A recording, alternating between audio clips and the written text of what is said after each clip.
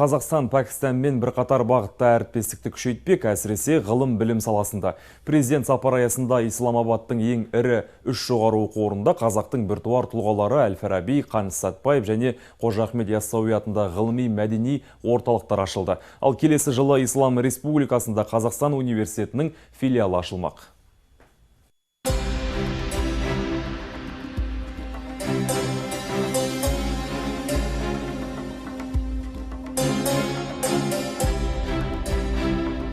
Бисмилля. Енді жергілікті студенттер Сәтпаев салған сары жолды терең зерделейді. Исламабадта атақты академик атындағы орталық ашылды. Пәкістан мен Қазақстанның ұлттық техникалық университеттері берік байланыс орнатпақ. Бұл орталықтың ашылуы студенттер үшін өте маңызды. Мен IT-техника мамандығында оқимын. Мұнда жаңа білім алуға, ғылыми жобалармен танысуға мүмкіндік бар. Қазақстанға барып, тәжірибе алмасамыз деген ойдамын. Пәкістанда жастар көп, жасы 25-ке дейін халықтың саны 94 миллионнан асады. Жыл сайын орта есеппен 5 миллион сәби дүниеге келеді. Сондықтан сапалы білімге сұраныс жоғары. Жергілікті тарап Қазақстанға университеттер филиалын ашуды ұсынды.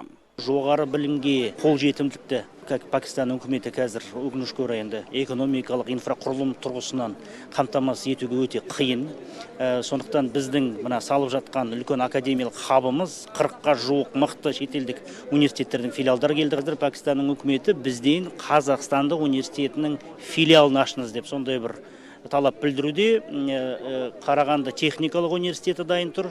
Осы Исламабадта және басқа қалаларда да енді ақырындап біздің университеттеріміз шетелге шығып филиалдардың ашуда.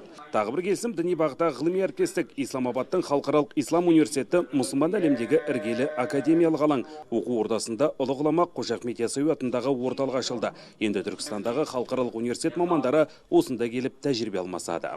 Осы теология мамандығы бойынша бізде оқып жүрген студенттер, олар да осында келіп академиялық ұтқырлық бағдарламалары аясында осындай ауысу программаларымен жазғы мектептерге келеді. Біздер барамыз. Себебі көріп отырғаныңыздай, бұл университет өте ірі университет. Бұл жерде материалдық техникалық базасы өте жақсы. Біздің университетке ұқсас. Пәкістанда Қазақстанның тарихы мен мәдени мұрасы да тереңіне зерттелмек. Елдің ең ірі оқу ордасы Қайди-Әзімда Әл-Фараби орталығы ашылды. Қазақ ұлттық университеттері кітаптар мен көрнекі құралдар ұсынған.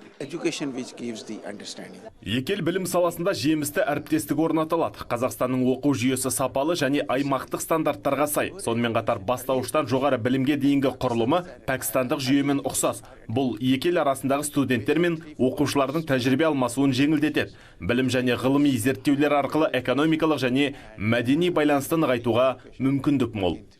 Осылайша қос ел арасында бірлескен ғылыми зерттеулер көбеймек. Оқытушылар мен студенттер алмасуға жол ашылды. Университеттер арасында 8 меморандумға қол қойылды. Қазір Қазақстанда 2000-ға жуық Пәкістан студенті білім алып жатыр. Таяу жылдары олардың саны еселеп артуы мүмкін.